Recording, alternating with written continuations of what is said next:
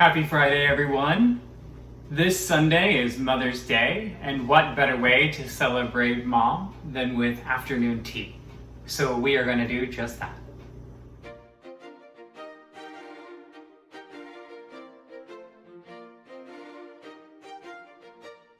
Now, the afternoon tea that I'm accustomed to is of the English variety. No one is quite sure when afternoon tea was first introduced in England, but a formalized custom became widespread in the 1840s. Credit is given to our friend Anna, the 7th Duchess of Bedford. In those days, dinner was served actually quite late in the evening, 8 or 9 o'clock, which left the Duchess, and many others for that matter, hungry in the late afternoon. To try and stave off the hunger, the Duchess ordered tea, bread and butter, and cakes to be served in her room during the afternoon hours. And pretty soon, she invited all her friends to come join her for that late afternoon tea, and the tea caught on. During the 19th century, tea rooms and tea gardens became all the rage. They were the place to be, the place for meeting friends and sharing juicy gossip. They also became, in many ways, places of liberation for some women, as it became a meeting space that women could gather without a man or without a chaperone. By the 1920s, we reached the height of the tea craze, complete with lots of guests and pageantry and fine china and music, and that trend continued well after the Second World War, before it began to fade. Now, some people believe it's actually making quite a revival right now in our current age.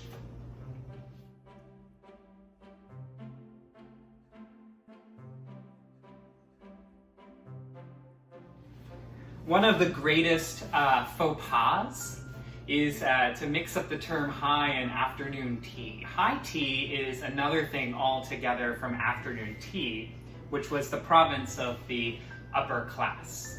High tea is not an afternoon respite of finger sandwiches, scones, and sweets, but it was actually the main meal of the day for the working class. It originated during the Industrial Revolution. Workers would return home from their long day of physical labor, looking forward to that hot and hearty meal. Now, there are many theories as to why it was called high tea. One theory, one reason, is that it was the main meal of the day. But another reason might be because it was served at a dining or a kitchen table like a high table, while afternoon tea was typically served at a lower table like a coffee or a tea table.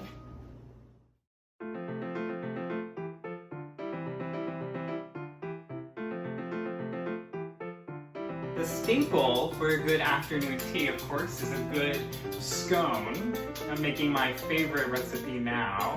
It is a quarantine pantry friendly recipe. Happy to share the recipe, but you have to fill out the virtual fellowship pad that's posted in the chat feature of our Sunday worship. If you do that, write in the comments that you'd like the recipe and we'll make sure we can get that to you. Typically the menu includes scones with jam or clotted cream, butter, even sometimes honey. It's followed by some simple finger sandwiches, something easy to eat. Any mini version of your favorite sandwich will do. Last, you include something sweet like mini cakes or even small brownies if that's what you have, or tiny cookies if you'd like, something that's you can pick up with your hands, something small like that.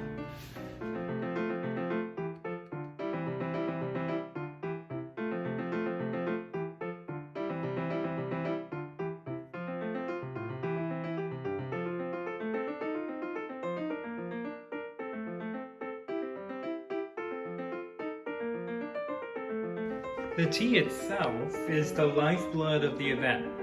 Here are some tips to preparing a good pot of tea. First, boil cold water in a kettle. Once boiled, pour a bit of hot water into your teapot and whirl it around to heat it up. Then, pour it out.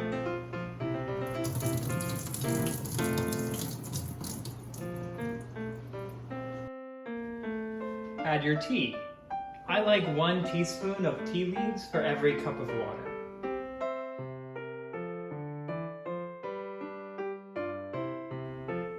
As soon as the water boils, pour it over the leaves in the pot.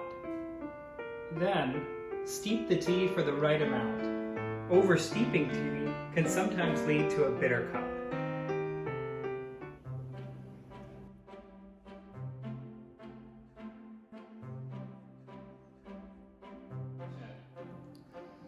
With the table set and the tea steeped, the last thing you have to do is wish your mom a happy Mother's Day. Happy Mother's Day, Mom! Thank you, Sean. We'll be back next Friday with more fun. Until then, happy Mother's Day to all of those who mother out there.